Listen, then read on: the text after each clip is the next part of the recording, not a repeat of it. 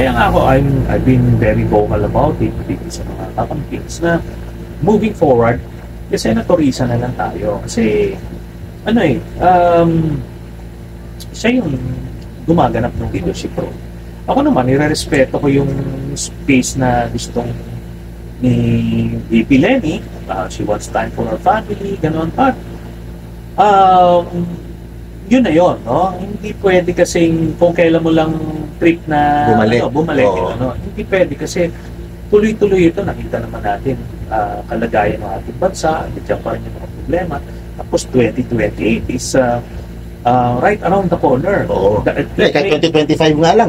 It may be 4 years away, pero hindi naman ang preparation dyan, hindi naman overnight. Kaya nga, yun din yung hinanakit ko dun sa mga kakulangan ni VP Lenny nung after the elections. Nung 2016 hanggang 2021. Kasi hindi siya nag-prepare basically, she abdicated from her role as the leader of the opposition. Maaaring ginampanan niya yung role niya as the vice president. Pero, as the leader of the opposition, malaki pagkukulang niya. No, yung 2019, ano rin yun, napabayaan din yun. Kaya na zero. Kasi importante, tinututukan yung grassroots niyan, yung ano niyan, dapat tuloy-tuloy, hindi siya tumitigil, no? And kailangan aggressive ka na sa pag-release ng funds, pag-reach out sa different sectors, mga LGU. Hindi pwedeng on and off ka lang, tipong dito ka lang sa shell mo, tapos malapit na eleksyon, doon ka lang lalabas. Kita mo, nangyari sa amin yung 2022, wala kaming madapuan ng mga LGUs kasi that relationship wasn't established, no? So, tapos she allowed yung nanalo siya noong 2016, pinalo niya nga si BBM noong 2016, 33% yung rating niya. Inayaan niyang mag-dwindle yun hanggang 6%. That's when she decided to run. Di gumabang ka ngayon ulit pataas. Pero kung na-consolidate mo yun, di ba?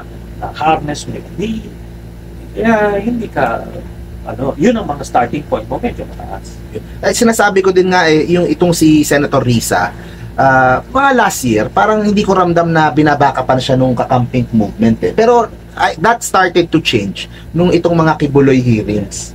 Kasi naalala ng mga kampiks, si Senator Risa nga pala, napakatapang, yan nga pala ang nagustuhan natin sa kanya. Yan pala ang kailangan din para to make people accountable and kumaga yung gobyerno na gusto ng mga sumuporta sa kakampings. No? Kaya mukhang Senator Risa is kumaga gaining more momentum now. And ako, I saw that up close. Nakita ko si Senator Risa up close as a leader. Nakita ko si VP Lenny as a leader. Hands down, malaki diferensya ni Senator Risa.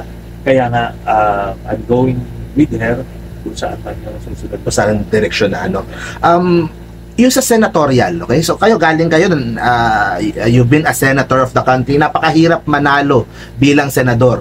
At kung babasihan yung mga survey, yung pong medyo hindi ganun wala sa Magic 12. Yung pong mga kaalyado nila Senator Risa sa Senado, ano po ang pwedeng gawin para po sa Senate slate ay makapasok doon sa Magic 12?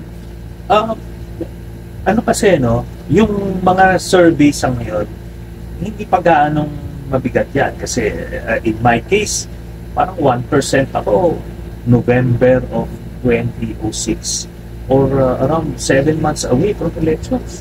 Ganun kababa, pero I eventually won. Maraming mga factors yan. Pero yung mga desididong tumakbo, wag lang kayong bibitaw. Kasi eventually, mga nasa ratings dyan, yung mga nasa ibabaw, mga mahihina ang loob, hindi tutuloy yun. Sumaangat na kayo by just elimination, no? Ngayon, yung mga masasama sa admin slate, ito yung rule of thumb kasi dyan. Pagka yung administration popular, madadagdagan ka dyan. Siguro, rating mo, 20% madadagdag sa'yo.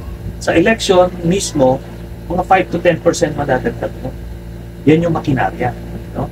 Kaya they should not be discouraged, no? Kung mababa pa sila ngayon. Ngayon, kung ang administration naman hindi popular, pabor naman yan dun sa opposition. Ganun nangyari sa amin panahon ni Jimmy. Midterm elections, nadala kami. Pero kung yan, panahon ni Pinoy, panahon ni Duterte, at ngayon, panahon ni President Marcos, ano ito? Positive pabor ito, dun makinarya. Ito yung medyo tanong ko, Sen. About the possibility kaya, anong tingin nyo sa posibilidad na maaring magsama sa isang senatorial slate unity ticket ang mga ibang kaalyado ni VP Leni at itong mga kaalyado ng admin? Ano po ang tingin nyo sa posibilidad na ganun? Na isang unity ticket para labanan yung mga DDS na senatorial slate. Alam natin, bumubuo na din sila, nagrarally na nga sila eh. Sa akin, that would be ideal, no? I don't know kung how they will accept that, but nakita ko si President Marcos, sincero siya. Ako, I admit, hindi ko nakita yung ganong aspeto niya, kasi in the heat of the 2022 elections, masyadong polarized. You wanted to believe the worst dun sa tao. After the Duterte administration, syempre, you would think na, no? But looking back na, nung magkasama kami sa Senado, kung ano siya noon, gano'n naman siya ngayon. Okay. Hindi ko lang na... Nagkasama nga pala kayo, nung taon kayo nagkasama ni... 6 years kami. 6 years kayo so, hindi ko na nakita yun eh. For that matter, nakalimutan ko yung portion na yun. So, the way he is back then is exactly the way he is now. Parang walang masamang tinatay, no? Both publicly and privately. So ngayon, ganyan yung nangyayari. At hindi posible yung pinopropose mo, Mark, na magkaganon. But baka medyo extreme yun, although ideal, but medyo extreme. Malaking benepisyo. Kunyari, kina Senator Kiko, Senator Pam. In terms of makinarya, doon pa lang, no? Oo, kasi yan, sabihin sa'yo, kung ang survey mo 2 weeks before the elections, let's say 20%, pagka-election day kung nasa admin slate ka, madadagdagan ka at least 5%. Ganun kalaki yung difference pagka ano?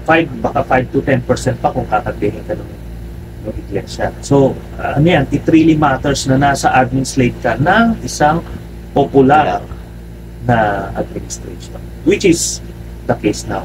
Yun. Lastly po, ito naman ang parati kong sinasabi din doon sa podcast namin nila Hidarian. Marami yung mga kakampiks, walang question, di ba? Nakita naman natin yan sa election results and all that. Pero parang hindi represented masyado sa Kongreso yung mga values at yung mga ano. So, ang parati ko sinasabi, ipakita nyo sa party list. Di ba? Mag-elect kayo ng mga party list representatives na ka-align sa values ninyo, ka-align sa gusto nyo ng clean government. Ano pong masasabi nyo sa ganun? Yung aming party list, yung Magdalo party list, nagbenepisyo kami ng ganyan noong 2019. Sinuportahan kami ng mga campaigns, no, noong time na yon. At nung 2022 lang, masyadong na-distract kasi nung campaign, we were really pushing very hard on VP Leni, kaya hindi kami pinalad, no? But itong 2025 ay lalaban ulit yung aming Magdalo party list, and we're hoping na manumbalik yung suporta na ibigay sa amin. Ayun. So yun, of course we are looking forward to that din. Sana magkaroon ng lalo ngayon yung pong Congress mas kumbaga mas yung role niya sa bansa mas kitang-kita ngayon kumbaga mas nagiging active yung Kongreso ngayon. Kailangan ng mga representatives na talagang dala-dala yung values nyo at pareho yung mga pinaniniwalaan ninyo.